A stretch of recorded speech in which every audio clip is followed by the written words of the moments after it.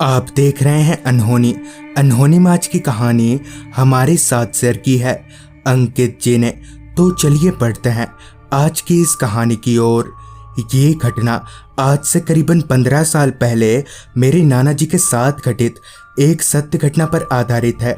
उस समय नाना जी गांव के लोगों की तरह ही खेती किया करते थे, या यूं कहें तो उस समय गांव के अधिकतर लोग अपने खेतों पर ही निर्भर थे।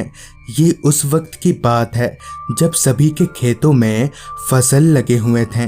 पहले पहले तो सब ठीक चल रहा था, पर कुछ दिनों के बाद आसपास के जंगलों के जंगली जानवर सारी फसल खराब कर देते, जिससे गांव वालों की सारी मेहनत बर्बाद हो जाती। ऐसे ही कई घटनाएं होने के बाद सभी ने तय किया कि दो दो लोगों की टुकड़ियां बनाई जाएंगी, जो पारी पारी करके खेतों में रात के वक्त पहरेदारी करेंगे। सब कुछ तय हो जाने के बाद नतीजा ये निकला कि आज रात को मनोहर काका और नाना जी खेतों में पहरेदारी करेंगे।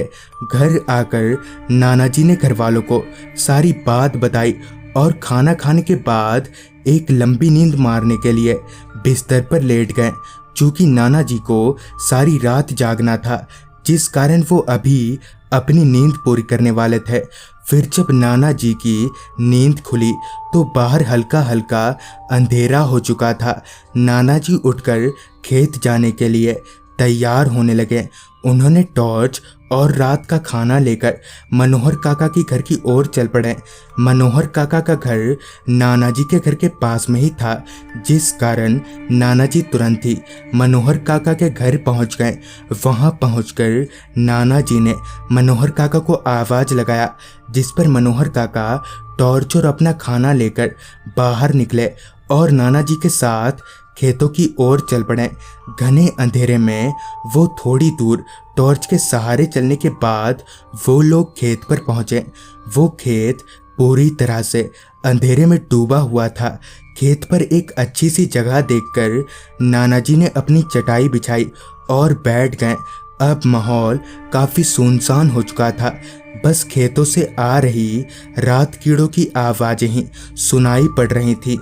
कुछ देर बाद अपना खाना मिलजुल कर खाया और तय किया कि आधे आधे घंटे बाद एक एक बार मनोहर काका खेत में चक्कर लगाने जाएंगे। तो एक बार नाना जी फैसले के मुताबिक पहले मनोहर काका चक्कर लगाने जाएंगे। तो उसी वक्त मनोहर काका खेतों में चक्कर लगाने चल दिए। कुछ देर के बाद मनोहर काका वापस लौटे और नाना जी से कहा, सब कुछ ठीक है, तुम सो जाओ, मैं हूँ यहाँ पर। ये सुनकर नाना जी निश्चिंत होकर सो गए। करीब 1 घंटे के बाद नाना जी उठे और मनोहर काका को बोलकर खेतों में चक्कर लगाने चल दिए। अभी वो चल ही रहे थे कि तभी उनकी नज़र बगल की झाड़ियों में हो रही हलचल पर गई। उस हलचल को देखकर नाना जी ने अपनी लाठी को कसकर पकड़ लिया। फिर जैसे ही नाना जी ने उस ओर टॉर्च मारा तो पाया कि एक बच्चा है। वो बच्चा इतना छोटा था कि शायद अपने पैरों पर खड़ा भी ना हो सके, जिस पर नाना जी ने उसे गोद में लेते हुए कहा, ये बच्चा किसने छोड़ दिया यहाँ पर? नाना जी ने इतना कहा ही था कि अचानक ही वो बच्चा बड़ा होने लगा। मतलब कि उसका चेहरा तो किसी बच्चे के जैसा ही था, मगर उसके हाथ पैर काफ़ी बड़े हो चुके थे। ये देखकर नाना जी की आंखें फटी की फटी रह गईं। वो कुछ भी समझ नहीं पा रहे थे कि आखिर ये सब क्या है। तभी उस बच्चे ने एकदम से नाना जी का गला पकड़ लिया, मगर नाना जी भी काफ़ी हिम्मत वाले थे।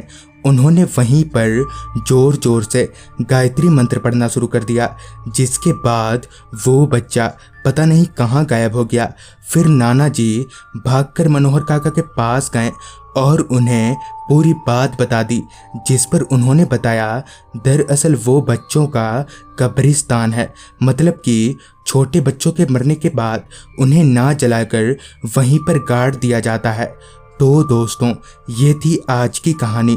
अगर आपको ये कहानी अच्छी लगी हो तो चैनल को सब्सक्राइब कर लें। तो मैं आर्यन जल्द ही मिलूँगा आपसे ऐसी ही एक कहानी के साथ।